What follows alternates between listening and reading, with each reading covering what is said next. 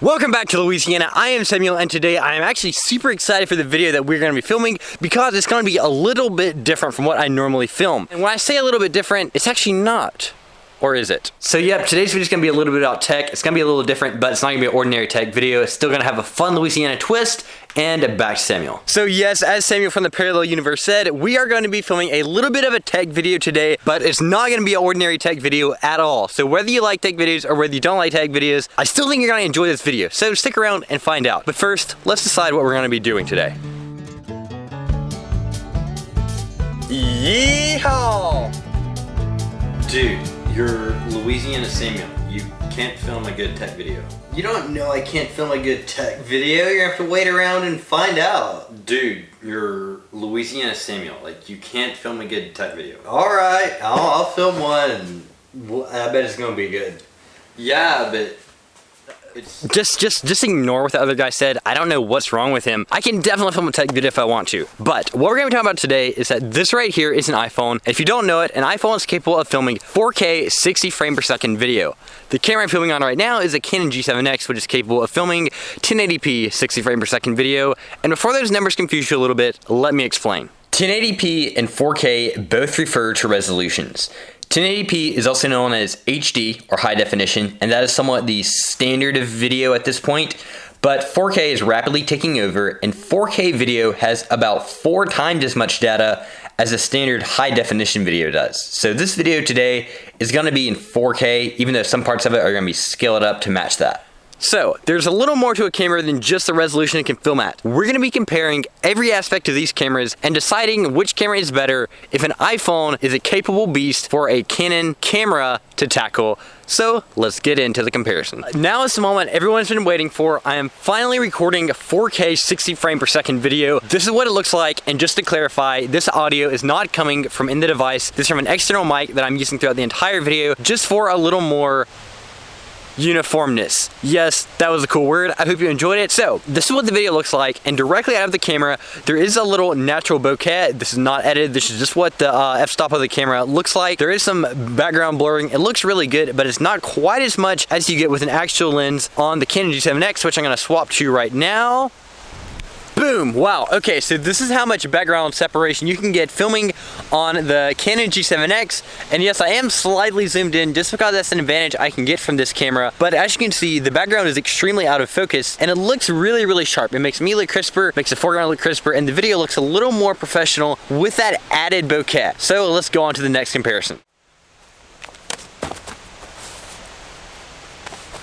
Now, what I will say is that an iPhone camera is an amazing tool, but that's exactly what it is. It's a tool, and a specialty tool at that. Now, while it definitely does have its place is a little more limited than most professional cameras are. Because it's such a quality monster, it films 4K 60 frames per second. It's in the most portable form factor you can ever think of. It fits in your pocket. It's an amazing tool for when you need it. You can't be filming an entire vlog or an entire movie with purely an iPhone camera, as many companies would have you believe. Every single phone company, just about, that makes you think you can film an entire award-winning movie with solely a phone camera, it's just not possible. And while yes, it would be possible to film an entire movie on purely a mobile camera, my meaning is that it would be more beneficial to use some other cameras and throw them to the mix as well. But we're not here to discuss any philosophical questions like that today. We're here to actually find out which camera should be used and when it should be used. So we're gonna put some more scenarios to these cameras and see how it comes out, starting off with some action shots.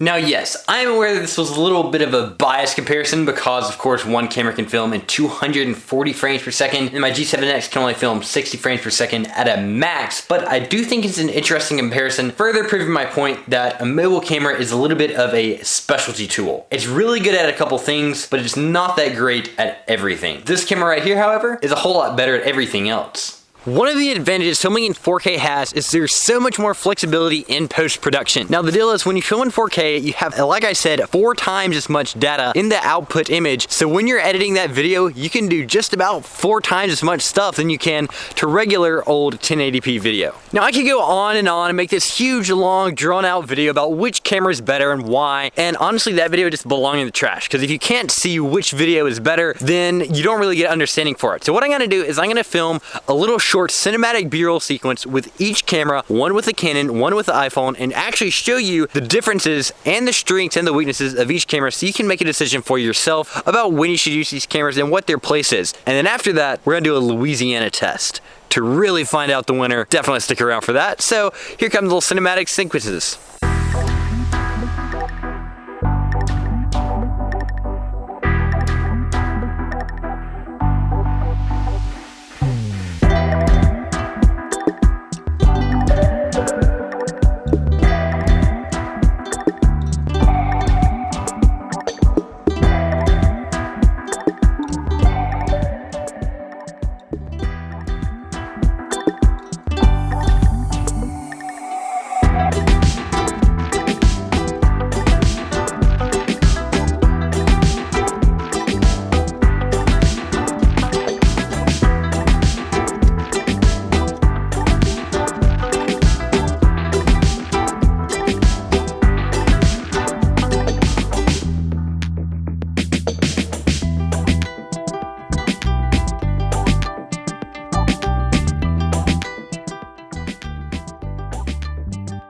Now that we've seen a cinematic comparison between each camera, I think it's time to see which one can film a chicken better on a farm.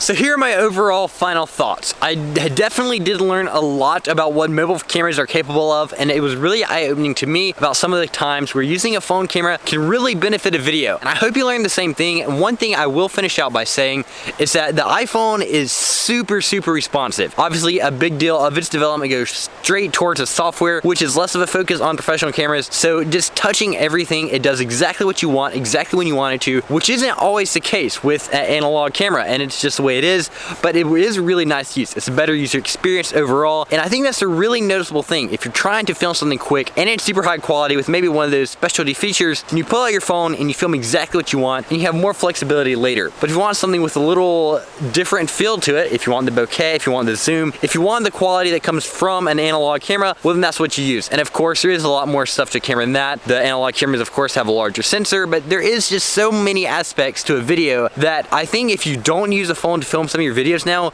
you're gonna be missing out a little bit, especially in 2021 with how advanced these cameras have gotten. So I hope you learned something. If you did, please leave a like, drop a comment, and subscribe to my channel. I'll see you guys in the next video. Goodbye.